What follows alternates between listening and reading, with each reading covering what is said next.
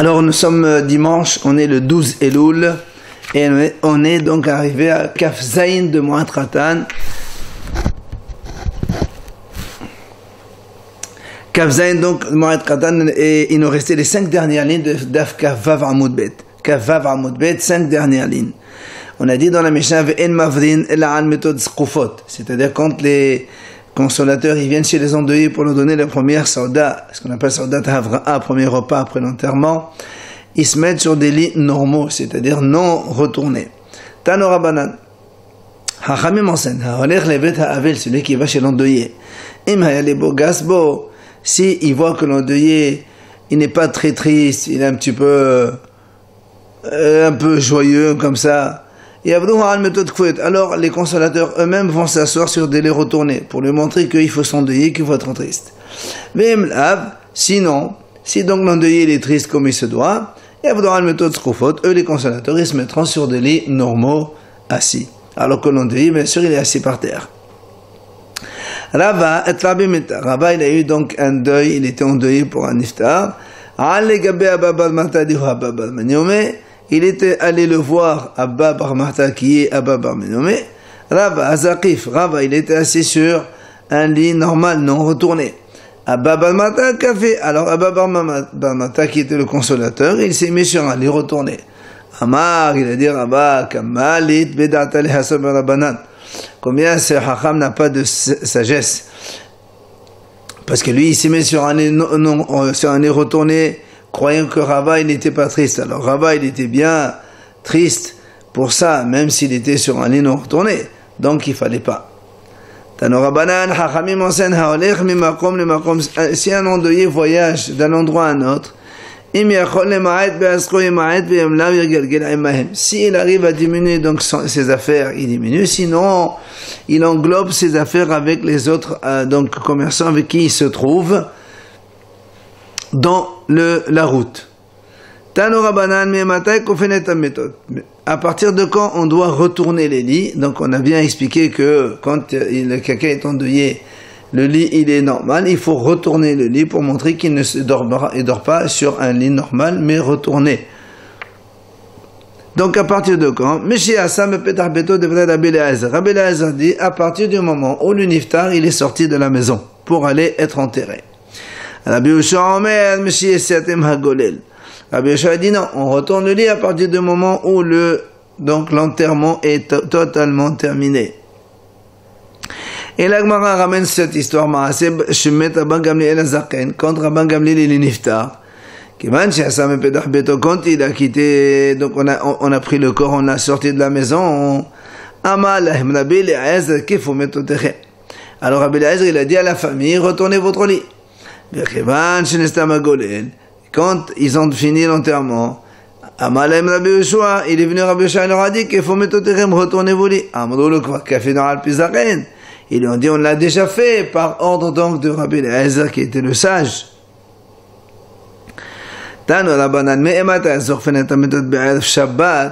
Maintenant, l'Agma dit à partir de quand on remet les lits en place le vendredi, parce que Shabbat on ne doit pas dormir par terre, on ne fait pas donc des signes de deuil. Quand est-ce qu'on remet les lits en place pour Shabbat? L'Agma répond Mina Minha ou Ma'la, à partir de Minha. Mais malgré tout, l'endeuillé n'a pas le droit de s'asseoir sur un lit le vendredi après-midi, mais seulement après la tombée de la nuit, le vendredi soir, donc quand on est dans Shabbat. Maintenant, le Motza est Shabbat, et le samedi soir, donc samedi soir, il doit retourner le lit une deuxième fois. On a dit, même s'il ne lui reste plus qu'un seul jour, et que dimanche il va sortir du deuil, il doit quand même retourner le lit pour finir les 7 jours.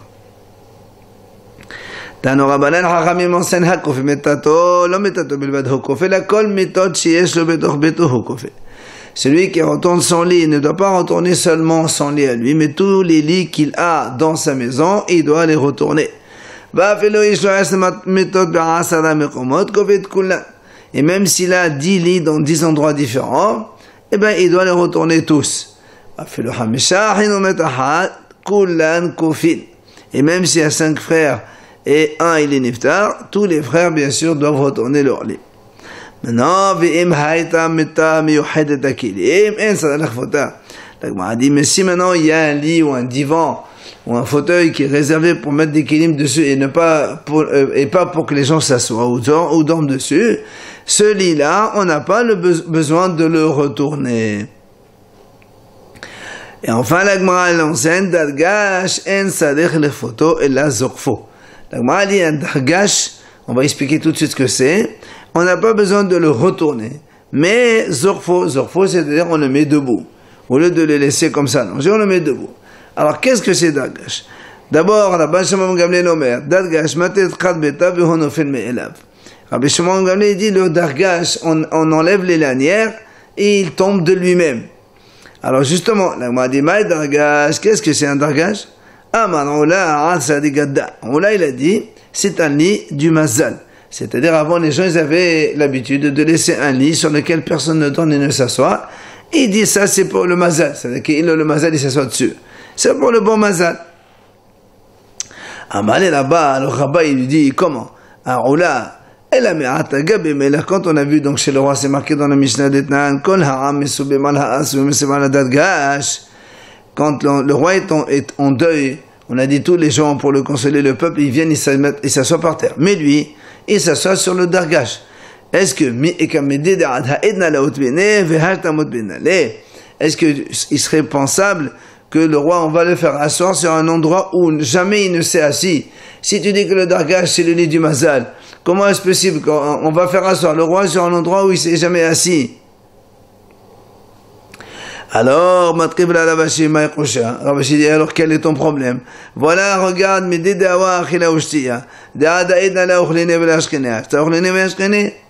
alors Ravashi dit, et alors, même si on le fait asseoir sur un dargash sur lequel il ne s'est jamais assis, c'est pas du tout étonnant. La preuve, un roi, il n'a jamais mangé chez personne, puisqu'on lui fait toujours la cuisine chez lui dans son palais. Mais là, pour le premier repas, ce sont les gens qui vont lui amener à manger. Tu vois bien que le roi, pour la première fois, il va manger chez les gens. Donc c'est pas étonnant qu'il s'assoie sur un endroit où il ne s'est jamais assis. Et là, si tu veux poser une question, voilà comment on peut poser la question. On a dit dans la Mishnah dargash, on a dit le dargash, on n'a pas besoin de le retourner, mais on le met debout. Mais si tu dis que le dargash, c'est un lit du mazal, donc c'est un lit normal, mais que personne ne se dorme dessus parce que c'est pour le mazal, alors pourquoi on ne le retourne pas? On vient de voir maintenant que quand quelqu'un il doit retourner son lit, il ne retourne pas un seul lit, il retourne tous les lits qu'il a dans la maison. Donc ça aussi, si c'est un lit, on doit le retourner aussi. Alors là, elle repousse. Qu'est-ce que c'est que cette question? C'est la Gemara dit, mais on peut comparer ça à un lit sur lequel on pose des ustensiles ou des choses. Des Tania, comme on vient de voir là-haut. La Barita, elle a dit, si c'était un lit qui était réservé pour mettre des objets dessus, on n'a pas besoin donc de la retourner. Ben là aussi c'est pareil. Alors on m'a dit, voilà, si on a une question, voilà comment il faut la poser. Le rabbin Shimon Gamliel, il a dit, qu'est-ce que c'est un dargash? Il a dit, en fait, il faut faire défaire les lanières et il tombe de lui-même. Alors, on m'a dit, mais si tu dis que le dargash, c'est un lit normal, juste que les gens ne dorment pas dessus, quelle lanière il y a dans un lit pareil? C'est un lit normal avec des cordes donc au milieu pour faire le sommier. Alors, comme il y a une objection contre là, il est venu Rabbi Namal, il lui a dit Rav Tahalifa, qui se trouvait dans les marchés des tanneurs, c'est quoi un dargash? C'est tout simplement un lit en cuir. Et Manami, la Gemara dit aussi, Amar Rabbi Yirmiyah, Rabbi Yirmiyah dit, dargash, c'est le rometa, c'est le gabah. Le dargash, quand on le tisse, donc mitocho de l'intérieur, c'est-à-dire quand on a les deux barres et on met les cordes, on le fait donc à l'intérieur de la barre, alors que Mita, un lit normal, c'est Rogal Gaba, on attache les cordes donc au-dessus de la barre du lit. Amar Rabbi Yaakov al-Hama Rabbi Shimon Levi halacha que Rabban Shimon Gamliel. La halacha est donc comme Rabban Shimon Gamliel, c'est-à-dire comme il a dit le Dagash, on enlève les lanières et il tombe tout seul. Amar Rabbi Yaakov al-Hama Rabbi Yasim Mita Shnachleda Yos'in Zorfa Vedayo. Si on a ce qu'on appelle un lit en baldaquin, c'est-à-dire un lit avec des montants qui montent, et dans ces cas-là, on ne peut pas le retourner puisqu'il y a les montants. Dans ces cas-là, la Gemara dit, Zorfa, on le met debout. Au lieu de le laisser comme ça allongé, on le met debout, et ça suffit comme ça. Tano Rabbanan, Chachamim enseigne. Yashen, al gebe kese, al gebe odianek dola, al gebe chalka, lo yasa de chovato. Amar Rabbi Yochanan, shelo qim kfiat hamita. Si un endeuillé, il dort sur une chaise, ou sur une sorte d'estrade en ciment, ou sur la terre carrément, il n'est pas acquitté de son devoir. Pourquoi? Parce que Rabbi Yochanan dit, étant donné qu'il n'a pas fait ce minhag de retourner le lit, donc il n'est pas acquitté de son devoir. Tano Rabbanan Chachamim enseigne. On a le droit de balayer et d'asperger un peu d'eau pour qu'il n'y ait pas trop de poussière dans la maison de l'endeuillé. On a le droit de laver la vaisselle, les verres, les assiettes, les soupières, etc. dans la maison de l'endeuillé. Mais par contre, Hachamim disent, on n'amène pas les encens dans la maison d'endeuillé. C'est là où la Gemara pose une question inie. Comment tu dis on n'amène pas les encens? Pourtant, Bal Kapana il a enseigné. Il a dit on n'a pas le droit de faire la bracha sur les encens dans la maison de l'endeuillé. Et qu'est-ce qu'il a dit donc? Donc il a bien dit on ne fait pas de bénédiction. Ça veut dire qu'on peut les amener, mais on ne fait pas la bracha. Alors comment Hachamim ont dit on n'amène pas du tout les encens? Il y a donc une contradiction. La Rachia, la Gemara dit non, il n'y a pas de contradiction. Ha bevet ha'avel, ha bevet amnahamid. C'est-à-dire quand le niftar il est encore à la maison. Dans ces cas-là, on amène les encens et on ne fait pas la bracha. Les encens pour que justement on évite les mauvaises odeurs. Par contre, quand le niftar on a amené, on a enterré, pendant les 7 jours, là on n'amène pas du tout des encens dans la maison de l'endeuillé. On n'amène pas ce premier repas quand on amène le soldat Havra'a. Donc ce premier repas chez l'endeuillé après l'enterrement, ni sur une table, ni sur un plateau, ni sur quelque chose de gelé, mais Bessalim dans des paniers en osier. Ils disent tout ça pour ne pas faire honte aux pauvres, parce que les pauvres quand ils amènent, ils n'ont pas les moyens, dans des petits plateaux en osier. Tout le monde doit faire la même chose. Et la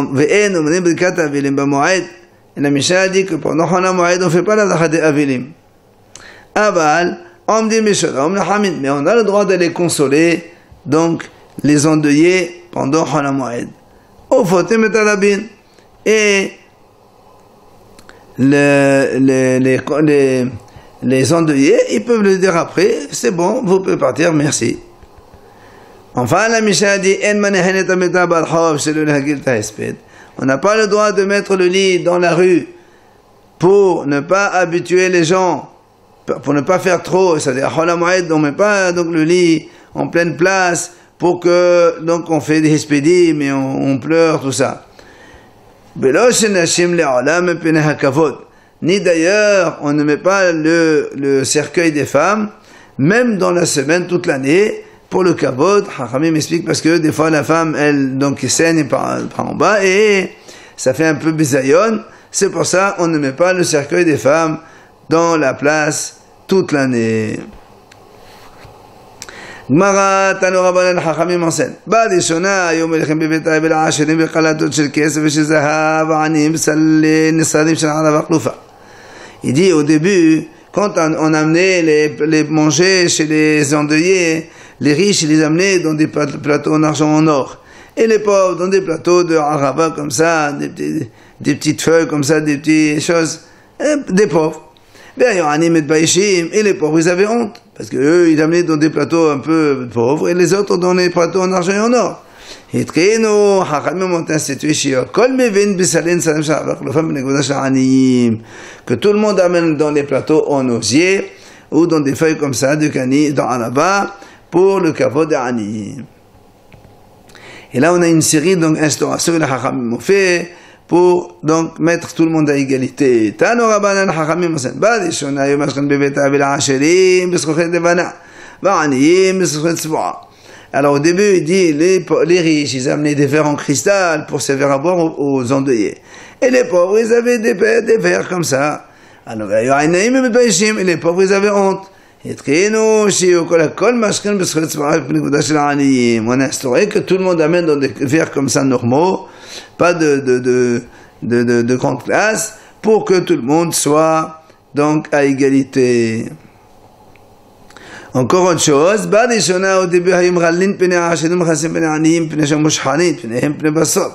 au début, on découvrait le visage du niftar quand il était riche, pour montrer qu'il était beau, il avait un beau visage.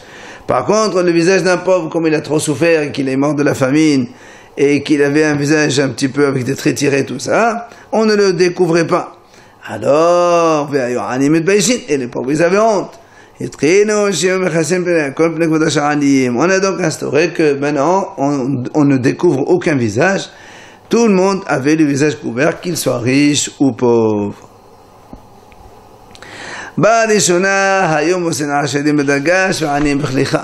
והעניים מתביישים את כנראה שהכל מוסן בכליך בנקודה של העניים. La Gemara dit autre chose. Au début, quand on sortait les niftarim, le riche, quand il est niftar, on le sortait dans un lit un petit peu d'importance, de grande valeur, alors que les pauvres, on les sortait dans un brancard comme ça, pauvre. Et bien sûr, les pauvres, ils avaient honte. Alors on a instauré que tout le monde, on les sortait dans un petit brancard comme ça, simple. בראשונה, יום הניחים את המורמה תחת חולי מעיים מתים, והיו חולי מעיים חיים הם מתביישים. התקינו שיום הניחים תחת כל מדמות של חולי מעיים חיים. Au début, quand il y a des gens qui mouraient après une maladie des intestins, on mettait des encens au-dessous. Pourquoi? Parce que comme ils étaient malades et qu'ils sont morts de maladie intestinale, ça sentait pas très bon. Alors évidemment, mais à cause de ça, ceux qui étaient vivants et ils avaient les maladies intestinales, ils avaient honte, parce qu'ils vont comprendre qu'eux aussi, quand ils mourront, on va leur faire la même chose. Alors on a instauré qu'on met les encens sur tous les morts de n'importe quelle maladie. והיו נידות חיות מתביישות. התחילו שעומד בינינו על גבי כל האנשים בקודש של נידות חיות. Et au début, on prenait les habits des femmes qui mouraient quand elles étaient nida, on leur faisait la tevila. Évidemment, les femmes nida vivantes, elles avaient honte, elles, on va savoir qu'elles étaient mortes, elles étaient nida. Alors pour cela, on a instauré qu'on prenait tous les vêtements de toutes les femmes qui mouraient, sans distinction, on les tévilisait.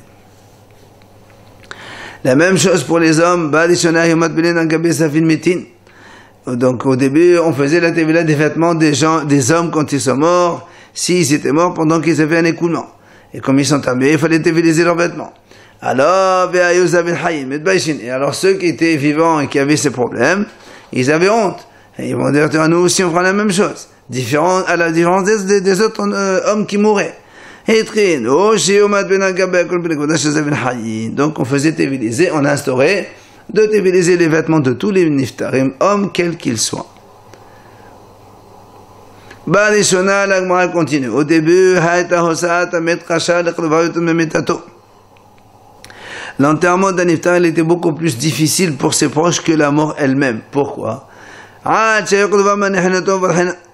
Parce qu'il n'avait pas les moyens de lui mettre le tissu pour le linceul, pour aller l'enterrer, tout ça. Alors qu'est-ce qu'ils faisaient les gens? Les proches, ils s'enfuyaient, ils laissaient le mort tout seul.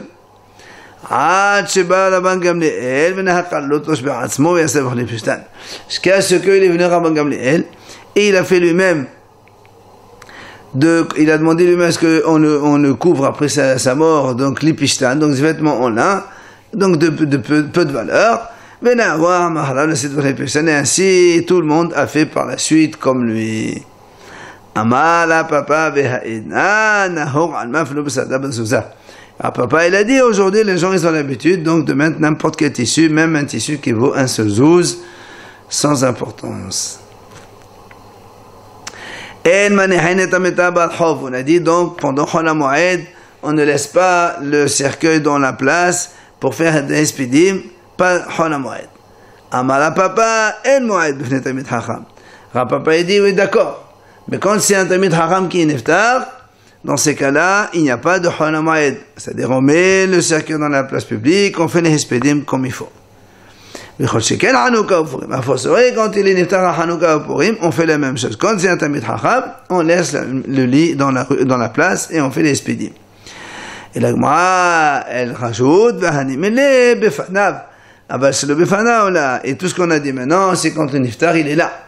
Mais quand le niftar il est dans une autre ville ou dans un autre endroit, dans ces cas-là, on n'a pas le droit de faire des espidim à Chol HaMoed, comme on a dit dans la Mishnah. C'est là où la Gemara dit, Iné, Rav Kahana, la Gemara dit, pourtant on a vu, Rav Kahana, il a fait les espidim à Rav Zavid, qui était niftar en Herdera, et lui, il a fait dans un autre endroit. Alors, nous, on a dit, quand il n'est pas befanav, on ne fait pas d'espidim à Chol HaMoed. Voilà, Rav Kahana, il a fait, Amar la papi, Yom Shemo Haroch Fefana Udami. Papi répond, il dit parce que pour Rav Kahana c'était le jour où il a entendu la nouvelle et pour lui c'était difficile, comme si que le niftar était devant lui. Amar Ola Hisped al Lev. Quand on fait les hispidim, on lit les oraisons funèbres, les gens ils tapent la main sur le cœur. Dirtiv al Shadem Sovdim. Tepoah Beyad. Quand on dit tepoah, il tapait avec les mains comme ça pour se lamenter. Qillos baderel. Quand on dit qillos, ça veut dire avec les pieds, il tapait avec les pieds par terre, avec donc des lamentations. Tanu Rabbanan, Hachamim nous enseignent. Ha meqales, lo yeqales besandal, la bemin'al, mepnei sakana. Ils disent Hachamim, quand quelqu'un il veut taper les pieds, donc pour un niftar, il doit avoir des chaussures. Il ne peut pas taper avec des sandales. Pourquoi? Parce que les sandales de l'époque, c'était très, très mal attachées.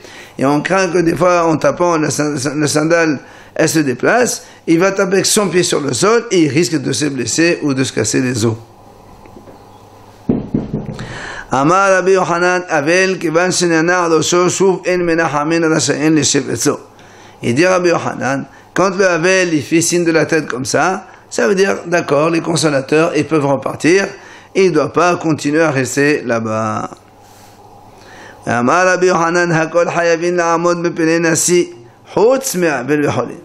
dit Rabbi Yochanan, tout le monde doit se lever devant le prince. Quand le Nassi, le grand Rav, il rentre, tout le monde doit se lever, sauf l'endeuillé et un malade. Rabbi Yochanan, chez vous, Rabbi Yochanan dit à tout le monde, le prince va dire asseyez-vous quand ils se sont levés, sauf l'endeuillé, le malade, que si ils se sont quand même levés, ils peuvent s'asseoir même avant qu'ils aient eu l'ordre du Nassi. Amar Ravida Rav Avel Yom Rishon Asur lechol lechem mishelo. On avait dit le Avel le premier jour, donc le premier repas après l'enterrement, il est interdit de manger du pain de chez lui. C'est ce qu'on appelle Seudat Havra'a, que les gens lui amènent. D'où on apprend cela. Que comme Hachem il a dit à Hezkel après la mort de sa femme, il a dit toi, tu ne vas pas manger le repas chez les autres, machement que les autres gens, oui, eux, ils doivent manger chez les autres. Rabba et Rabbi Yosef, on a dit que Rabba et Rabbi Yosef, eux, ils s'échangeaient le repas. C'est-à-dire, quand Rabba il était en deuil, c'est Rabbi Yosef qui lui a amené le repas. Et quand c'est Rabbi Yosef qui était en deuil, c'est Rabba qui lui a amené le repas. Quand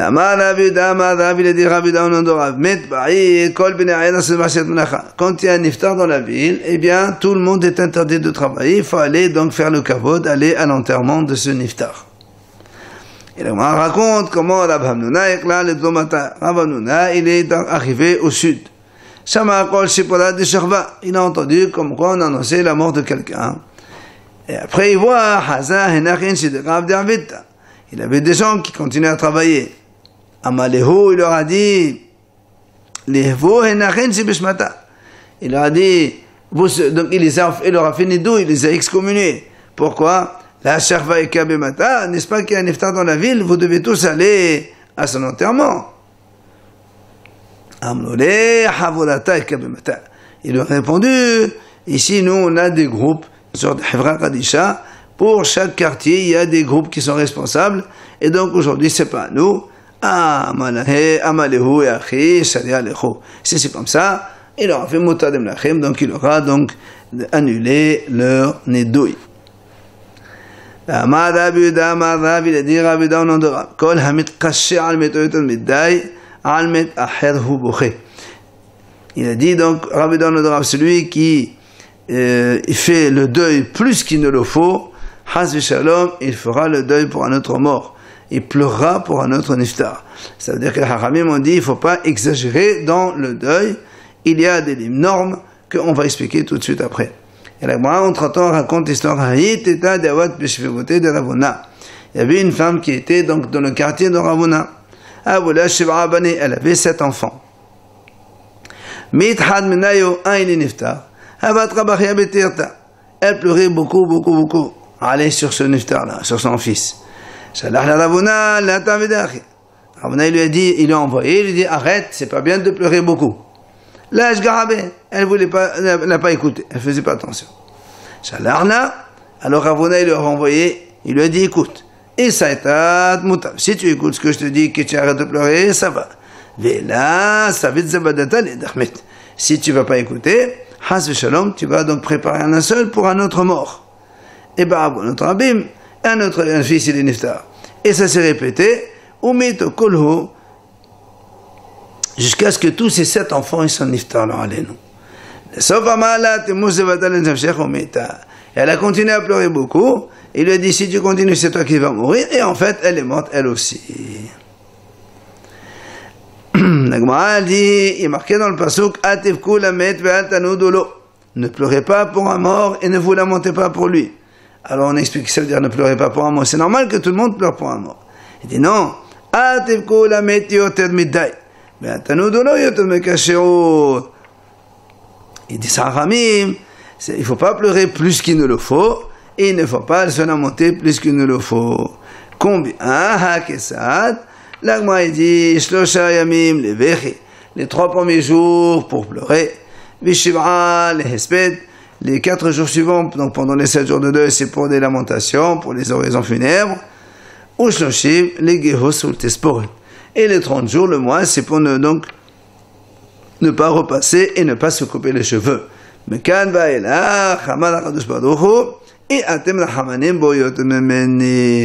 à partir de là, Hachem dit, tu ne peux pas être plus miséricordieux que moi, vous ne pouvez pas avoir plus pitié ici, et donc il est parti, c'est qu'Hachem a décidé ainsi, et on ne peut pas donc aller au-delà de tout cela.